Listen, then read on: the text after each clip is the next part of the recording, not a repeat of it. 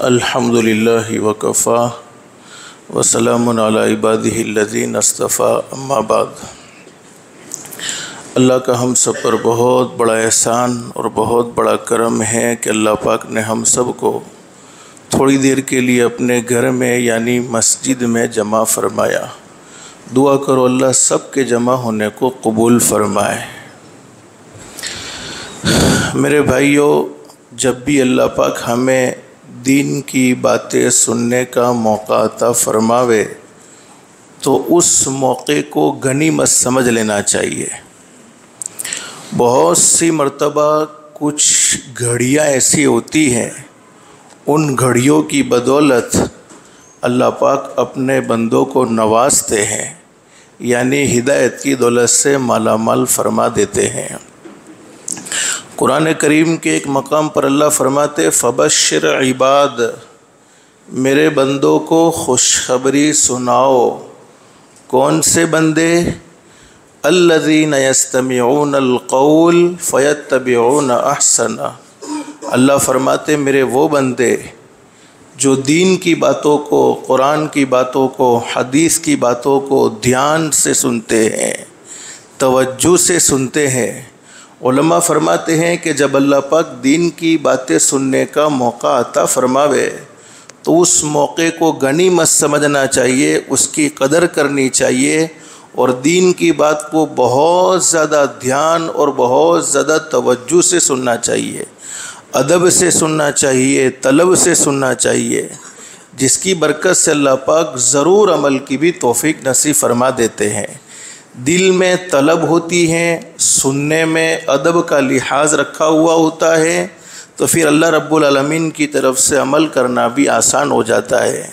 اور ہم سب کو یہ معلوم ہونا چاہیے کوئی نیک عمل ہم اپنی مرضی سے نہیں کر سکتے ہیں جب تک کہ ہمارا پیدا کرنے والا اللہ ہمیں نیک عمل کی توفیق نہ دے دیوے، اور کسی بھی گناہ سے ہم اپنی مرضی سے نہیں بچ سکتے ہیں جب تک کہ ہمارا پیدا کرنے والا اللہ ہمیں گناہوں سے بچنے کی طاقت اور قوت عطا نہ فرما دیوے۔ تو طلب سے سنا جاتا ہے، ادب سے سنا جاتا ہے، تو اللہ پاک عمل کرنا بھی آسان فرما دیتے ہیں۔ اور پھر آگے قرآن کریم میں اللہ پاک فرماتے ہیں کہ عمل اپنی مرضی کا نہیں ہونا چاہیے، کہ کچھ باتیں تھیں جو ہمارے مزاج کے موافق تھی، ہمیں سمجھ میں آتی تھی، ہمارے لیے عمل کرنا آسان تھا تو اس کو ہم نے قبول کر لیا، اس پر عمل کرنا شروع کر دیا۔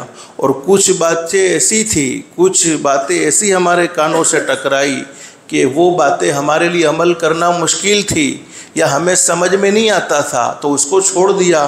ویسا بھی نہیں ہونا چاہیے، بلکہ سمجھ میں آئے تب بھی عمل اور سمجھ میں نہ آئے تب بھی عمل، اچھا عمل، اپنی مرضی کا عمل نہیں۔ تو انعام کیا ملے گا؟ اولئک الذین ھداھم اللہ۔ اللہ فرماتے انعام یہ ملے گا، تم زمین پر عمل کی نیت کرو گے، تم زمین پر عمل کا ارادہ کرو گے، میں رب العالمین آسمانوں پر تمہارے لیے ہدایت کے فیصلے کر دوں گا۔ اور ہدایت سے بڑھ کر بولو کوئی دولت ہو سکتی نہیں ہے۔ دنیا کی مختصر سی زندگی میں انسان کو سب کچھ ملے لیکن ہدایت نہ ملے، اعمال صالحہ کی توفیق نہ ملے، اس انسان کی دنیا کی زندگی بیکار ہے۔ اور جس کی دنیا کی زندگی اللہ کو ناراض کر کے بیکار ہو گئی، جس کی دنیا کی زندگی اللہ کو ناراض کر کے بگڑ گئی، اللہ حفاظت فرمائے، اللہ حفاظت فرمائے، اللہ حفاظت فرمائے، اس کی آخرت کی زندگی درست نہیں ہو سکتی ہے۔ اس لیے کہ اللہ پاک نے دنیا کی زندگی آخرت کی زندگی سنوارنے کے لیے، دنیا کی زندگی آخرت کی زندگی بنانے کے لیے نصیب فرمائی ہے۔ بس اللہ سے دل سے دعا کر لو، اللہ پاک ہم سب کو عمل کی بھی توفیق نصیب فرمائے اور اللہ پاک ہم سب کو ہدایت کی دولت سے بھی مالا مال فرمائے۔ ایک صحابی نے حضرت نبی کریم صلی اللہ علیہ وسلم سے سوال کر لیا، میرے محبوب حضرت محمد الرسول اللہ صلی اللہ علیہ وسلم، اللہ رب العالمین کسی بندے کے بارے میں ہدایت کا فیصلہ فرما دے، بولو ہدایت صرف اللہ کے سوا کوئی نہیں دے سکتا۔ حضرت نبی کریم صلی اللہ علیہ وسلم پوری زندگی کوشش کرتے رہے، اپنے چچا کو دین کی دعوت دینے کی حقیقت سمجھ میں آ بھی گئی اور دل سے تسلیم کر بھی لیا کہ میرے بھتیجے کی ساری باتیں سچی ہیں، میرا بھتیجا جو پیغام دیتا ہے وہ پیغام بالکل سچ اور حق ہیں، پھر بھی ہدایت کا فیصلہ بولو کس کی طرف سے ہوتا ہے؟